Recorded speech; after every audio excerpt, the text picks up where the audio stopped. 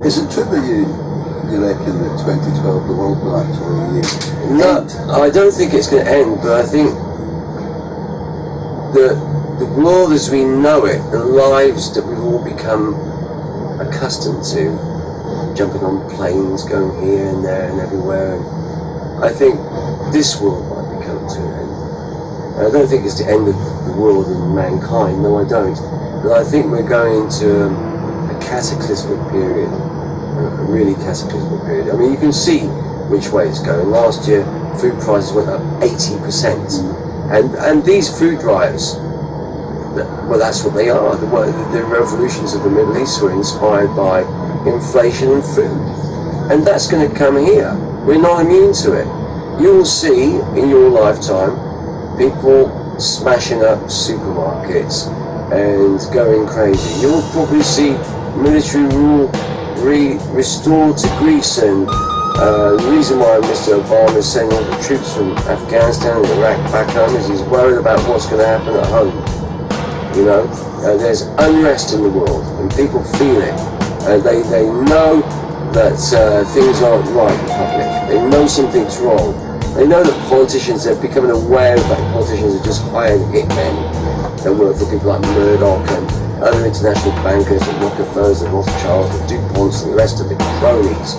You know, and when you have so few haves and so many have-nots, well, I mean, that's the conditions are ripe for upheaval, social upheaval. You know, I spend my time trying to think of solutions to the problem, and Geordie does too, thinking of things like Geordie says, dig for victory. If food prices are going up 80% in 1 year, we have to start communal gardens everywhere, so poor people can go and take vegetables whenever they want and tend the garden. And we do that on the island I live on. We've got communal gardens, and our poor people live on the island. They just go to the communal garden, they take their sweet potatoes and their greens and everything from there, and they do a couple of hours and work on the gardens, and it's fine. We should do the same with our parks and our backyards, and we need this kind of green revolution, because here's the problem, you see. The problem is the biosphere is at threat from overpopulation. If you can consider the fact that the population of New York is being reborn every 2 weeks, and the stress this puts on the ecosystem, there you have the problem. Therein lies the problem, is overpopulation, and we're going to have starving masses. When you've got the bottom level of society that cannot afford to feed themselves adequately, that's when the problems will begin. And America will default, and the world will change. I can see upheaval on a massive level, and you can see it.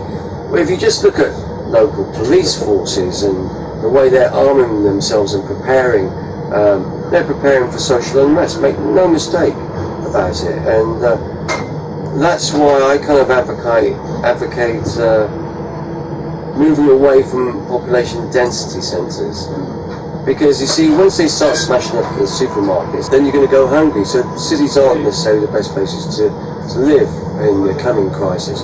And the other problem is, of course, with Codex Alimentarius, they're taking all the vitamins and nutrients out of foods, and it's no conspiracy, it's reality. Dame Judi Dench is protesting to the World Health Organization about it, and they're taking all the nutrients and vitamins out of food, so that we have a sick population and people die quicker. Big agro is in collusion with big pharmaceutical companies. I believe, yes, they are releasing viruses and creating viruses, and depopulation for cash is seriously on the agenda for these big companies. Absolutely. I mean, what was Baxter's doing? They were caught out sending the spores of the virus to a sister company. They're caught in the Czech Republic, actually. That's what we catch. You know, they're mucking around with it all. They're mucking around with us because there's too many of us. The Global 2000 report that Carter started and Clinton finished says we have to maintain the population at 500 million But how are we going to do that? It doesn't say how we're going to do it. The reason why it doesn't say how we're going to do it is they know how we're going to do it. They can't tell us. And intelligent people must know what's going on.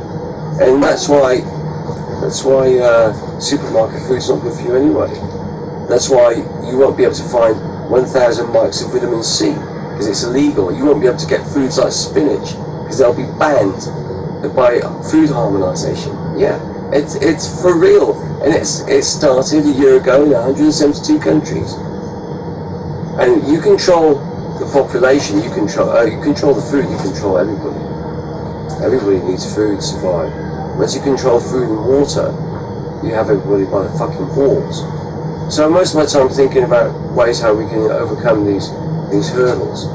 And who will guard the guards? You know, I love the acts of transparency like WikiLeaks that are happening, and this whole case with the News of the World and the Shell Corporation, people inside the corporation releasing all the names and address of every we shouldn't stop there.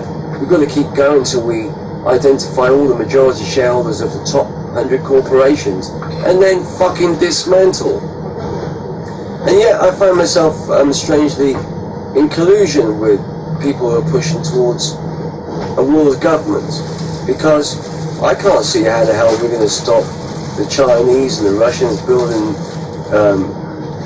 nuclear power stations unless we have a global moratorium on these things. And you're only going to achieve this if you have a World Council. So it's a logical way for us to develop. Here's the thing: it can be David Rockefeller's vision of a New World Order, which is authoritarian, or it can be Schiller's and Beethoven's or Mahatma Gandhi's vision of a world family or a global family. And it's up to us to decide which of these two choices we make, you know?